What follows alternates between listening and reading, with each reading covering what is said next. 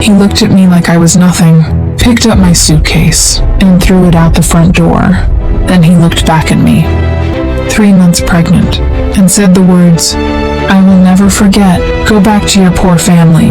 You were never my level."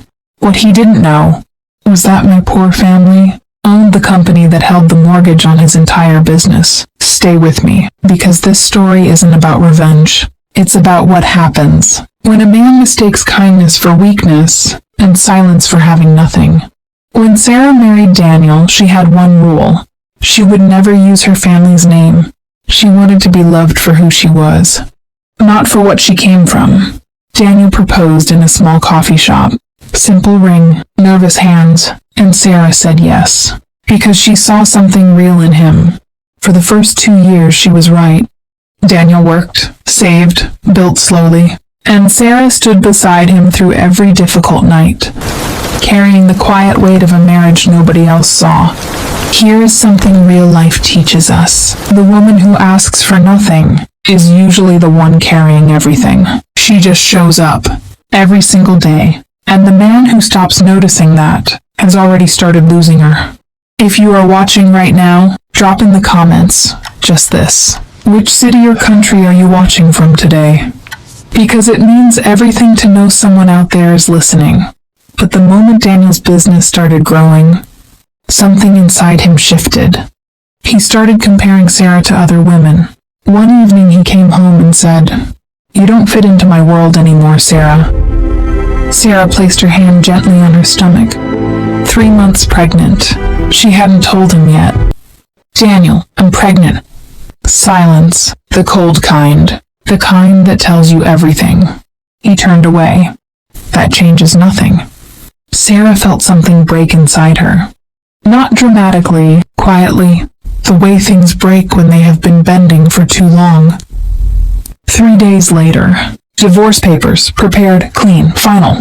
Sarah signed them without argument, without tears. She simply stood up, picked up her bag, and walked toward the door. Before she reached it, Daniel said one final thing. "You came with nothing. You'll leave with nothing." Sarah paused. She didn't turn around. "You have no idea what I came with." And she walked away. What Daniel never knew was that Sarah's family name was Whitmore, as in Whitmore Capital Group, one of the largest private equity firms in the country.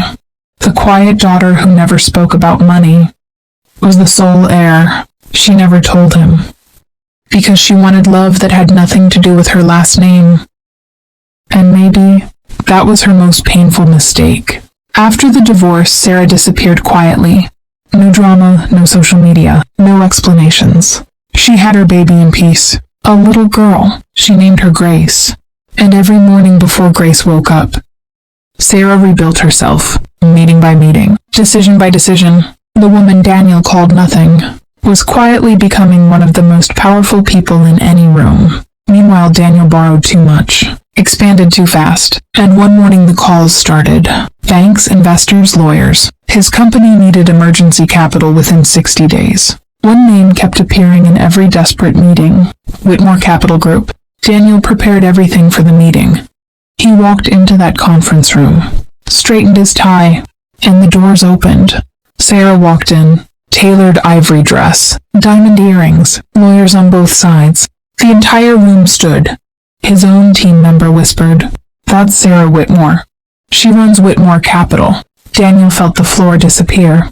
Every cruel word came flooding back. "You came with nothing. You'll leave with nothing." Sarah looked at him across the table. No anger, no satisfaction, just calm. The kind of calm that only comes from surviving something meant to destroy you. Near the end of the meeting, Daniel finally spoke.